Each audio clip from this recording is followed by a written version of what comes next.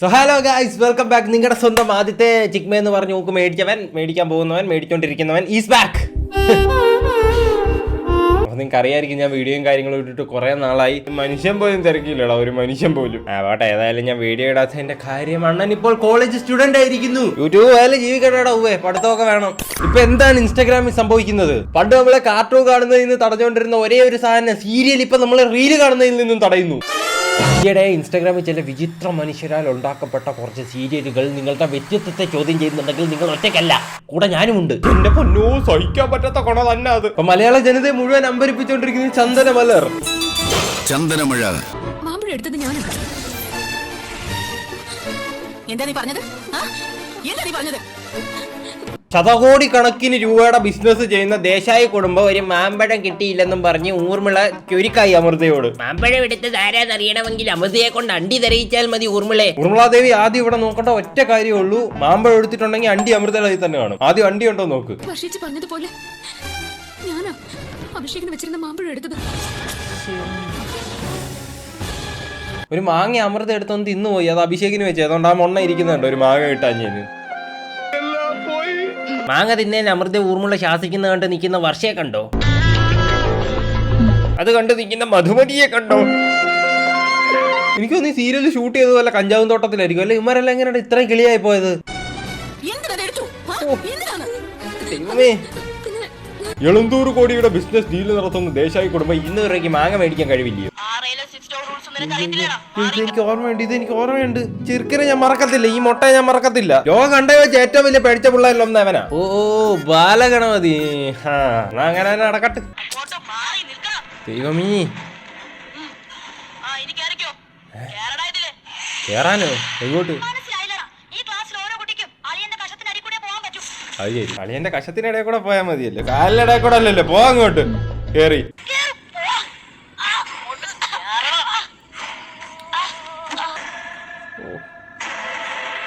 മുട്ട ആ കാലം തൊട്ട് എസ്തെറ്റിക്കാ. പക്ഷെ എനിക്കിപ്പോഴും മനസ്സിലാവാത്ത കാര്യം, ഇതൊക്കെ കണ്ടെന്ന് രോമാഞ്ചം.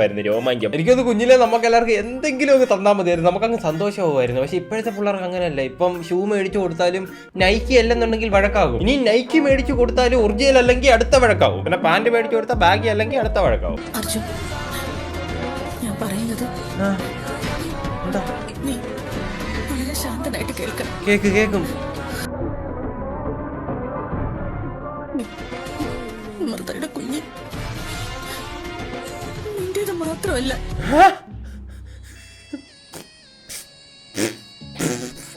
ഇതുപോലെ ഒടിഞ്ഞു മടങ്ങി എവിടെങ്കിലും കിടന്നു കഴിഞ്ഞാൽ പിന്നെ എന്തോ പ്രതീക്ഷിക്കാനാ? കേട്ടില്ലയോ, അർജുന്റെ മാങ്ങയല്ല അഭിഷേകിന്റെ മാങ്ങയാ അമൃത കൊണ്ടുപോയേ. ഞാനാ അഭിഷേകിന് വെച്ചിരുന്ന മാമ്പഴം എടുത്തത്. കഥ കണക്റ്റഡ് ആണ്. മുകളിലിരിക്കാം. ദൈവമാണോ മുകളിലിരിക്കാൻ? അധ്യാപനം കണ്ട വിദ്യാർത്ഥി ഇറങ്ങി വരണം. കണ്ടില്ലല്ലോ, പിന്നെ നേരെ ഇറങ്ങി വരുന്നേ. ഇയാള് താഴെ വന്ന് ഡാൻസ് കളിക്കുന്ന എങ്ങനെ അമൃത മണ്ടക്കിരുന്ന് കാണുന്നേ? ഞാൻ വിളിക്കാം. വേണ്ട, അവളെ ഞാൻ നേരിട്ട് കണ്ടോളാം. എന്നാ ഇയാൾക്ക് ഇത് നേരത്തെ എന്ന് പറഞ്ഞുകൂടെ? സർ, കുടിക്കാൻ എന്തെങ്കിലും എടുക്കട്ടെ? വേണ്ട. ചായയോ മറ്റോ? വേണ്ടെന്ന് പറഞ്ഞ വീണ്ടും ആവർത്തിക്കരുത്. നീ ഏതുവരെ പഠിച്ചു? Degree final year. എത്ര പ്രാവശ്യം തോറ്റു? തോറ്റിട്ടില്ല. തോറ്റു കാണും. 10 പ്രാവശ്യമെങ്കിലും തോക്കാനുള്ള യോഗ്യത നിനക്കുണ്ട്. എടാ, ദേശായ കുടുംബത്തിലെ ഊർമിളയുടെ മുമ്പിൽ ഇരുന്ന് കൊണയടിക്കുന്നോ? ഒരു പെൺകുട്ടിയെ കണ്ടുവച്ചു. കണ്ടു. അമ്മേ, ഞാനൊരു കൊച്ചുകുട്ടിയല്ല. സ്വന്തമായിട്ട് തീരുമാനം എടുക്കാൻ എനിക്കറിയാം. ഐ എം എ മച്ചുവർഡ് മാൻ. ചുമ്മാ അല്ലടാ അഭിഷേകിന്റെ മാങ്ങ അടിച്ചോണ്ട് പോയത് അമൃത. എന്റെ ഭാവി വധു എങ്ങനെ ഇരിക്കണം, ഏതായിരിക്കണം എന്ന തീരുമാനം ഞാൻ എടുക്കും. അമ്മയല്ല അത് തീരുമാനിക്കേണ്ടത്.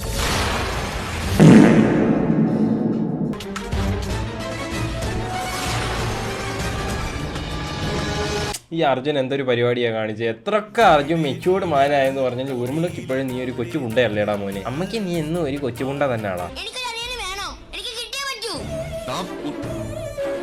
ഇതിനിത്ര ടെൻഷൻ അടിക്കാൻ എന്തുവാ? അല്ല, ഇതിനിത്ര ടെൻഷൻ അടിക്കാൻ എന്തുവാ പുള്ളിക്കാരന്? ദേഷ്യം വരാൻ കാര്യം എന്താണ്?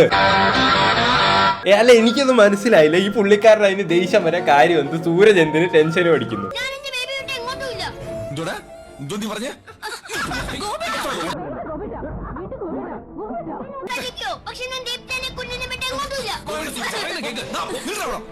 ചേടാ ഈ ഗോപേട്ടൻ എന്തിനാ ഇതിന് ടെൻഷൻ അടിക്കുന്നതെന്ന് എനിക്ക് മനസ്സിലാവാത്തെ. യവനെ ദേശായി കുടുംബത്തിലെ ഊർമിളയുടെ തൊട്ട് 2 ദിവസം ഒന്ന് വിട്ടു നോക്ക്, അപ്പൊ കാണാം. എന്റെ ഭർത്താവ് അർജുൻ, ഞാൻ വിട്ടു തരില്ല. ഓ ഉടക്കായോ? Few inches later.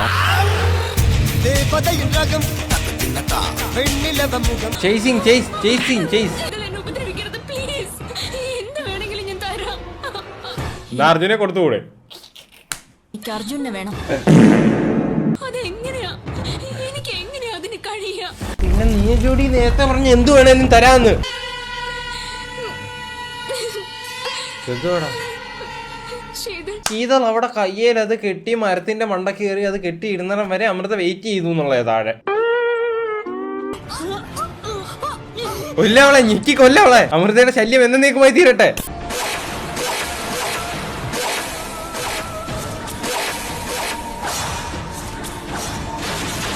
എല്ലാരും വരിവരിയായിട്ട് ഞെട്ട്, എന്നിട്ട് വിളിക്ക്.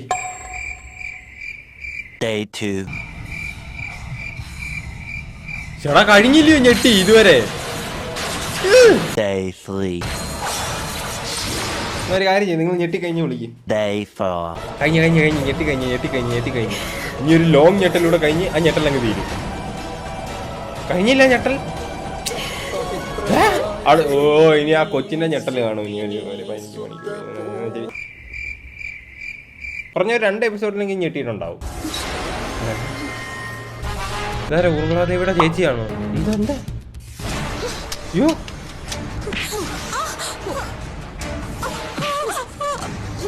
അടിച്ചിട്ട് കുളിക്കാതെ അടുക്കള കയറി. മുഖവും കൈയും കാലും ഒക്കെ കഴുകിയായിരുന്നു. ഓ എന്നാലും കുളിക്കാൻ മടി. തേച്ച് കുളിച്ചാൽ ശരീരം വെളുക്കുമല്ലോ.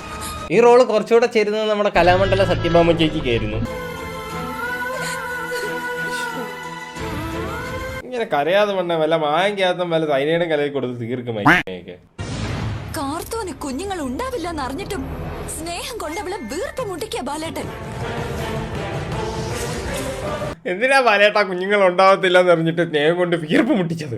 ഞാൻ എന്റെ ഗവേഷണം മുമ്പോട്ട് വെച്ചപ്പോൾ എനിക്ക് അറിയാൻ സാധിച്ചത് കേരളത്തിൽ മാത്രമല്ല ഈ കഞ്ചാവ് ഉള്ളത്, വെളിയിലും ഇതേ കഞ്ചാവ് തന്നെ കിട്ടുന്നുണ്ട്. അവിടെ സയൻസിന് കൊടുക്കുന്നത് പട്ടി വിലയാണ്, ലോജിക്കിന് കൊടുക്കുന്നത് അമൃതയുടെ വിലയാണ്. എന്നാ വിവരക്കേടിന് കൊടുക്കുന്നതോ ഊർമിളാദേവിയുടെ വില.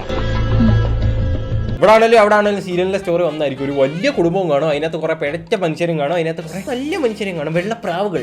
വീഡിയോയിലോട്ട് പോകുന്നതിന് മുമ്പ് ഞാൻ നിങ്ങൾക്ക് ഒരു കാര്യം പറഞ്ഞു. സ്പോൺസർ അല്ല. എങ്ങനെ പെണ്ണ് പിടിക്കാം? Sponsored by Indian serial. ഒരു സ്ത്രീയുടെ കണ്ണിൽ എന്തൊക്കെയോ വീഴുന്നു. അങ്ങനെ എന്തൊക്കെയോ വീണപ്പോൾ ആ പെണ്ണിന്റെ കണ്ണ് കാണാനേ വയ്യ, പക്ഷെ കാര്യമായിട്ട് നടന്നു വരുന്നുണ്ട്. അവിടെ നിങ്ങൾ ചെയ്യേണ്ടത് ഒരു ബാഗ് അവിടെ കൊണ്ടുവന്ന് തുറന്നു വെക്കുക. അങ്ങനെ തുറന്നു വെക്കുമ്പോൾ 100-110 ആ പെണ്ണ് വന്ന് അതിൽ തട്ടി വീണ് കറക്റ്റ് അങ്ങോട്ടോ ഇങ്ങോട്ടോ മാറാതെ അതിനകത്ത് ഇങ്ങനെ ഫിറ്റ് ആയിട്ട് ഇങ്ങനെ ഇരിക്കും. സൂപ്പർ മാർക്കറ്റിനകത്ത് ബോക്സിനകത്ത് ചിക്കൻ കിട്ടത്തില്ല, അതുപോലെ അതിനകത്തിരിക്കും. അപ്പൊ പെണ്ണുപിടി പാകമായാൽ നിങ്ങൾ ചെയ്യേണ്ടതെന്നാൽ ബാഗ് അടച്ച് കൊണ്ടുപോകുക, അത്രേ ഉള്ളൂ. എങ്ങോട്ടാന്ന് വെച്ചാൽ കൊണ്ടുപോകുക, പിന്നെ ആകേണ്ട ആവശ്യമില്ല.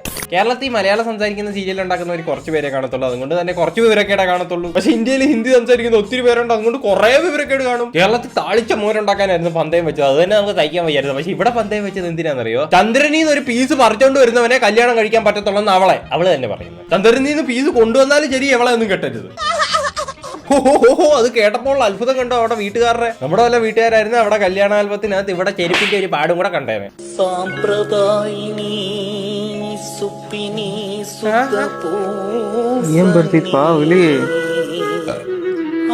ഏവക്കം വരെ പോയി. അവരൊക്കെ ഓരോ ശ്വാസം വിടുന്നവരും ഉമ്മാരുടെ ബോധം പൊക്കോണ്ടിരിക്കുവാണോ? ഒരു ചെറിയ പിപ്പിരി കയറം കൊണ്ട് ചന്ദ്രനെ എറിഞ്ഞ് പിടിച്ചടാവര്. പിന്നെ സംഭവിക്കുന്നത് ചന്ദ്രനെ പിടിച്ചു, സംഭവം കിട്ടി, എന്നിട്ട് വലിച്ചെടുക്കുന്നു.